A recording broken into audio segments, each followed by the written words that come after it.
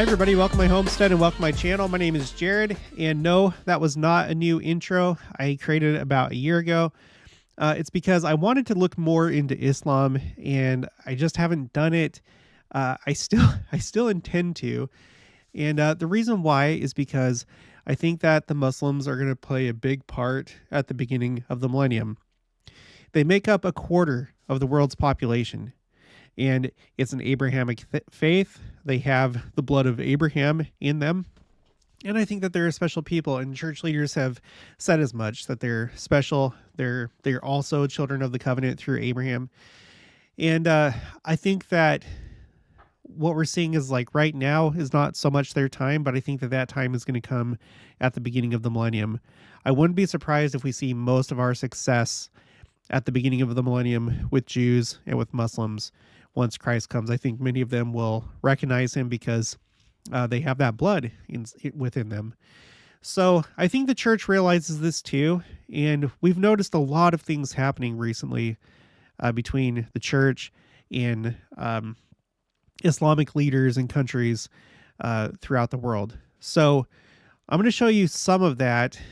President Nelson meeting with different Muslim leaders and things that the church has done. But we're going to start with this article. This just came out a few days ago. Apostles join the Africa West Area presidency in visiting Lagos, Abuja, Nigeria. Okay, so Elder David A. Bednar, Elder Patrick Kieran, and Elder Carlos A. Godoy visit Muslim leaders at the Abuja National Mosque. So I thought that this was interesting because of what I just said, how I think the church is trying to build more bridges between the church and Islam. And I've always been very interested and fascinated by these two apostles. The reasons why, let me just show you really quick. With Elder Bednar, we've noted that I don't think he is right now, but I think he used to be over the Middle East, Africa North area of the church.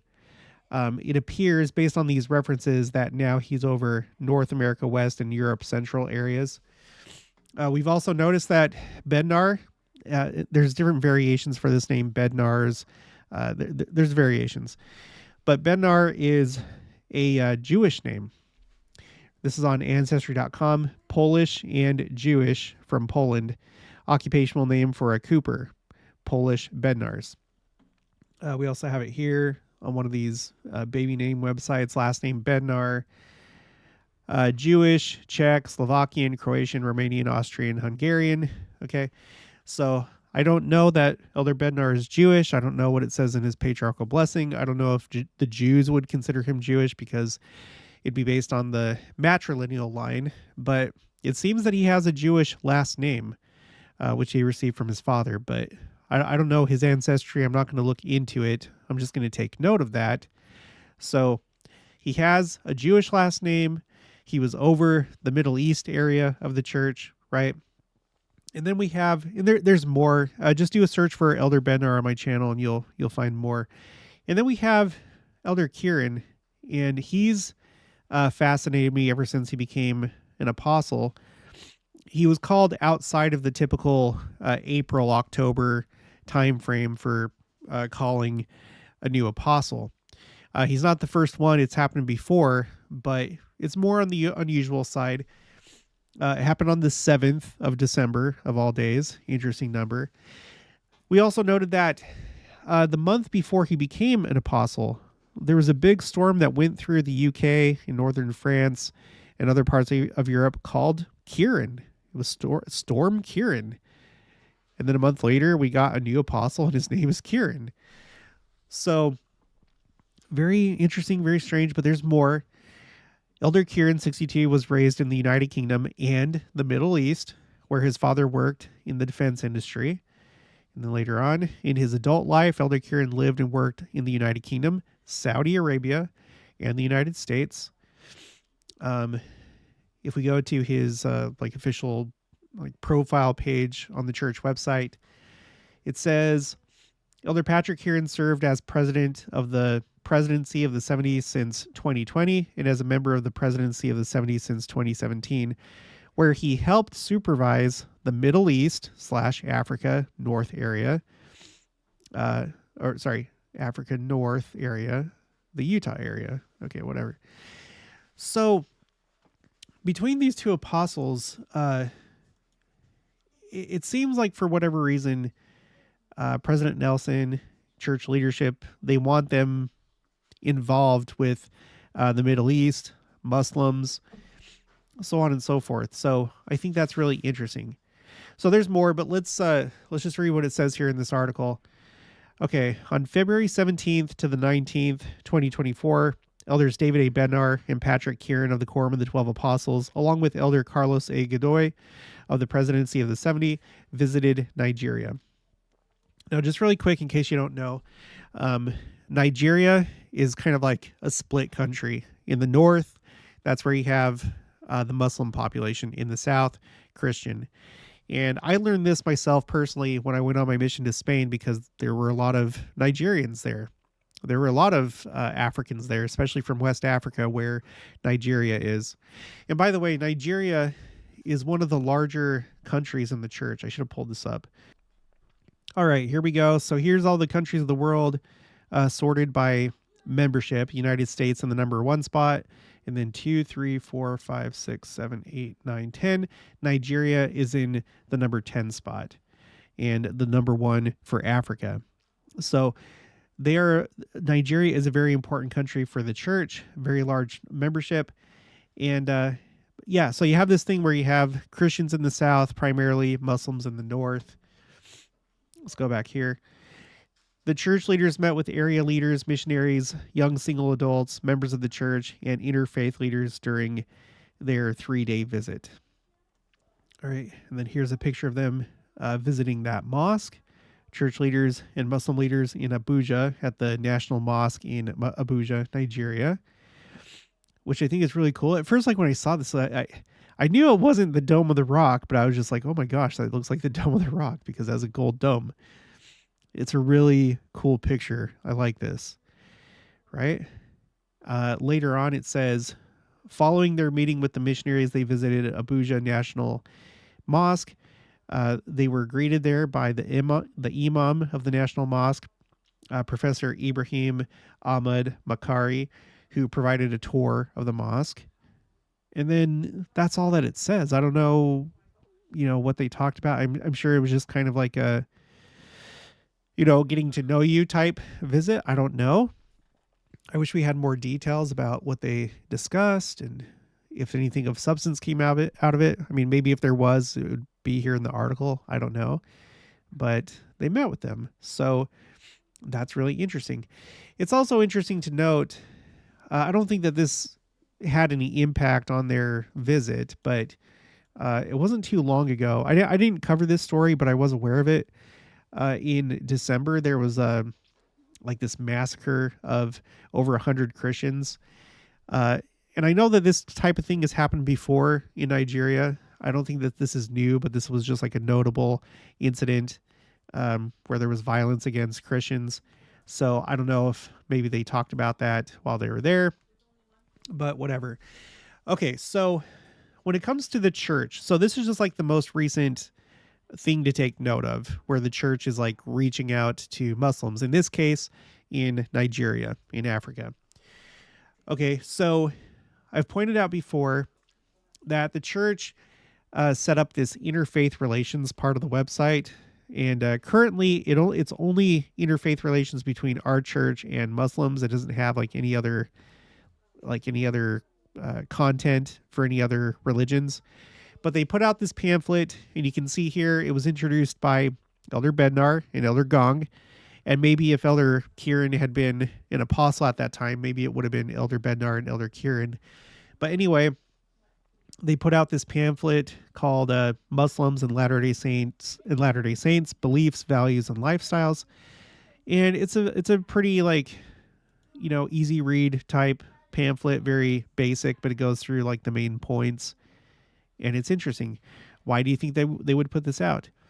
Well, I think one big reason, maybe not the only reason, but a big reason is because we're going to see more and more people that were Muslim that are going to convert to the church. Maybe as we get close to the second coming, but I think definitely after the second coming. Also remember, I should have put this up. Gosh, sorry. It's just so many times, like some of these things that I cover, the concepts are like so big. It's hard to like get ready for it all as I'm preparing the video or to capture it all.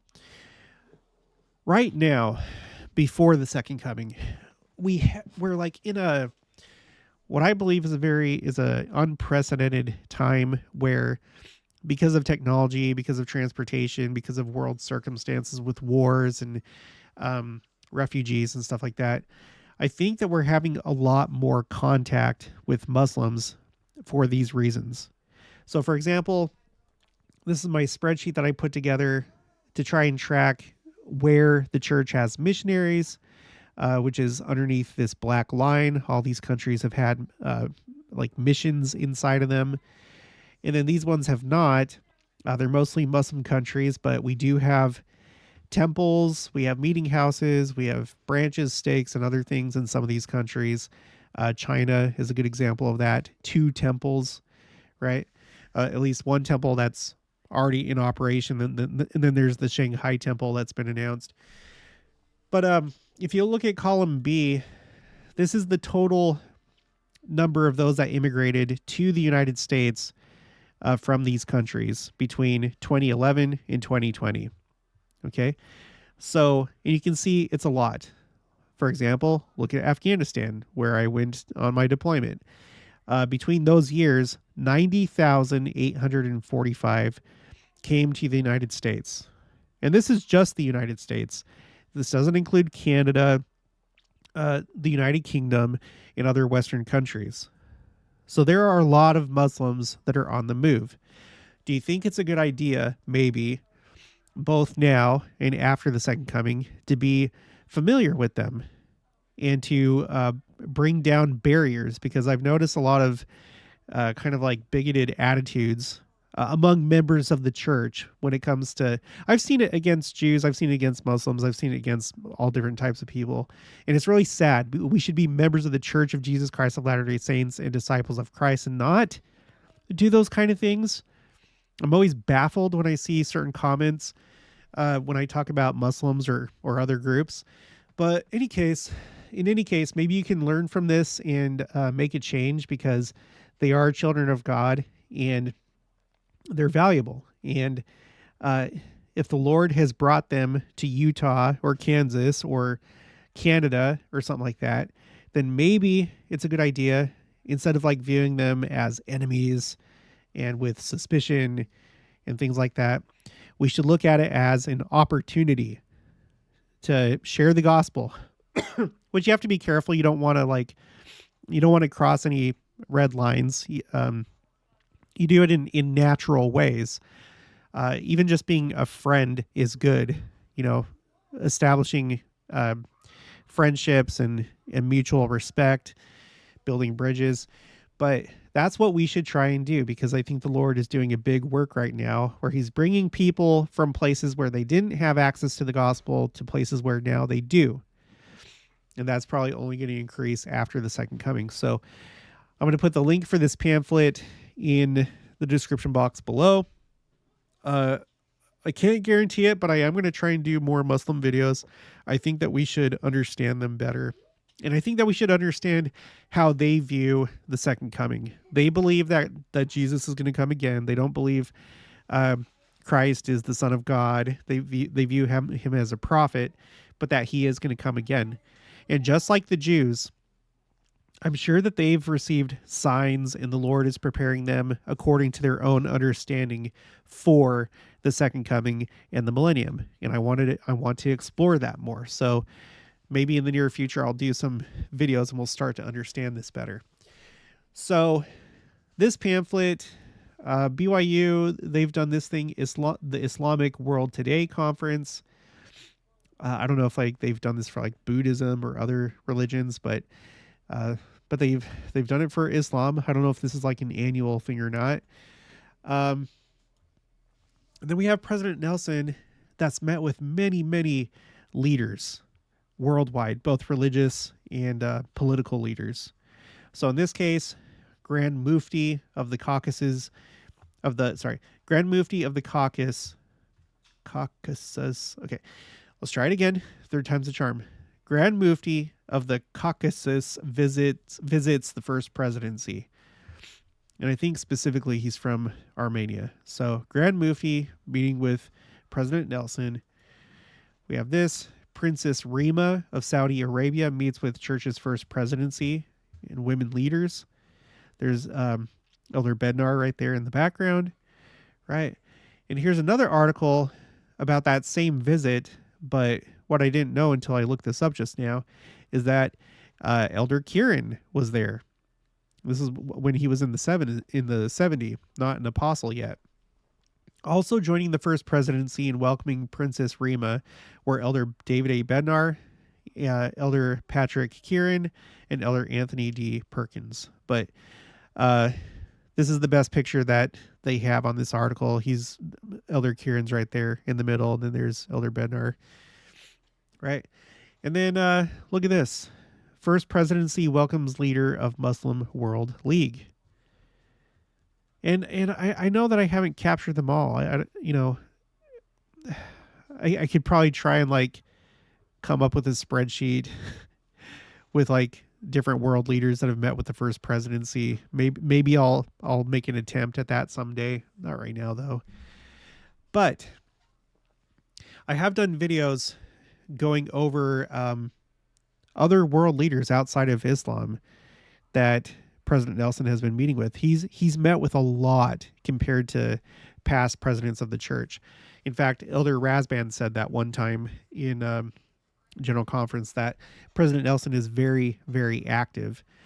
So I'm going to put this video in the description box below. President Russell M. Nelson, lots of world leaders, Political Kingdom of God, Council of 50 2.0. The Council of 50 is when Joseph Smith was trying to plan the political kingdom of God. And I don't know what happened to those plans. I don't know if they're just kind of like they've been shelved for now and they're still valid. But it seems like President Nelson is preparing for this transition because the political kingdom of God is going to be implemented. And I think it's important to establish these relationships right now so that they know that this new world government is not hostile toward them, respects their beliefs and their agency. And I think President Nelson is preparing for that time by meeting with all them. And by the way, there was more I could say about Elder Kieran, but I covered that in this video, A New Apostle. There's a lot of very interesting things about him, but I'm not going to cover it all here. So if you want to see just like a lot more, like many more people that President Nelson has met with, watch this video. And then all the interesting details about Elder Kieran, watch this video. I'll put the link for it in the description box below. Okay, and then let's just finish with this. This is from Sherry Dew. This is her talk called Celestial Training in a Telestial World, which was given May 5th of 2023. And look what she says here. During a recent meeting with President Nelson, I had a chance to scan an extensive document that lists the dignitaries with whom he has met since becoming president of the church. It was an impressive list of ambassadors, religious leaders, and more. I asked the president how many on the list he had invited to come, and he said none of them. Each of these individuals requested an audience with the first presidency at church headquarters. End quote. Surely Isaiah's prophecy that the Lord's church would be established in the tops of the mountains and that all nations would flow unto it is coming to pass before our very eyes.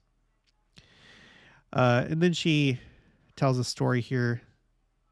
Oh yeah, look at this. A Muslim leader described his experience with the first presidency as unforgettable and said he only wished he had come sooner.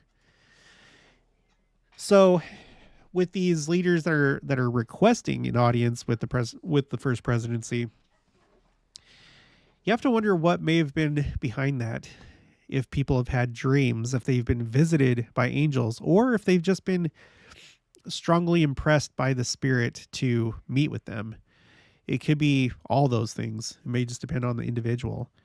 But it seems like the Lord is doing something, and this is something that we should be thinking about.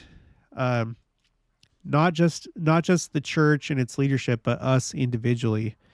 Be prepared to be friends with people, to welcome them, to understand them, because even after somebody joins the church, they're going to go through this process. And I'm sure a lot of you have gone through this process if you're a convert to the church, but a lot of people are going to go through this process of like leaving their old belief system with its doctrines and, peculiar beliefs, and then moving on to the church and the doctrines of the church. And so if you understand what Muslims believe, you may be able to help them with that transition. So anyway, just really interesting things are happening. But here's the most recent happening that I know of. Elder Bednar and Elder Kieran in Nigeria visiting the National Mosque with Muslim leaders. It's really, really cool. Okay, that's going to be it for this one. If you haven't already, please make sure to subscribe, like this video if you liked it, leave your thoughts and opinions down in the comments below. Also make sure to share it, and I'll talk to you guys later.